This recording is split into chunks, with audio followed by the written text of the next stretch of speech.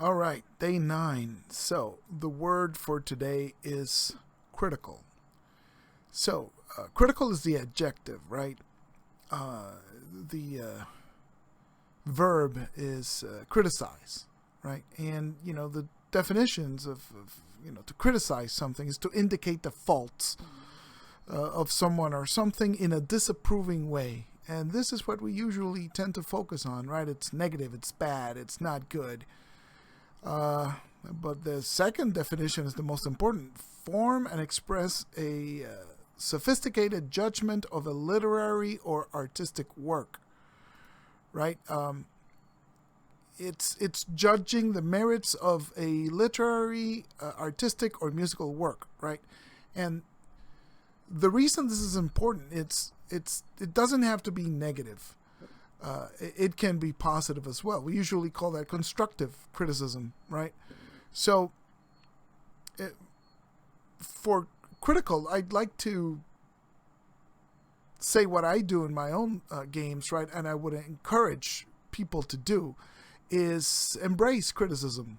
Uh, you know, uh, don't think of it as a negative thing. Be thankful when your players have enough.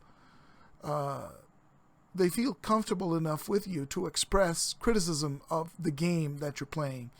Um, it's never good to hear bad criticism, but constructive criticism can improve your game and make sure that everybody else is engaged as much as you, the GM, are engaged.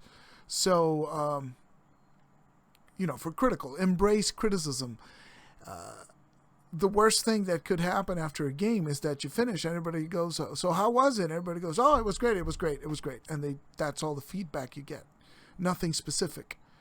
So, there are many ways to get this criticism. One of the techniques I've heard is roses and thorns, right? Say something positive that you liked about the session today or about the game, and say one thing that you didn't like.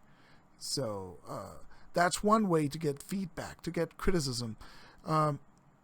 You should feel grateful every time. You should cultivate this atmosphere where people are willing to put themselves out there, right, and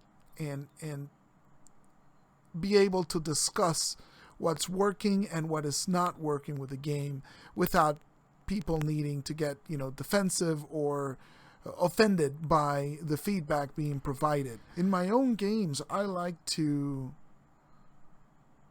foster this culture of criticism, and with a group of friends that I have made online, we've made it our play culture to be open to all sorts of feedback, right? What's working for me, what is not working, and why.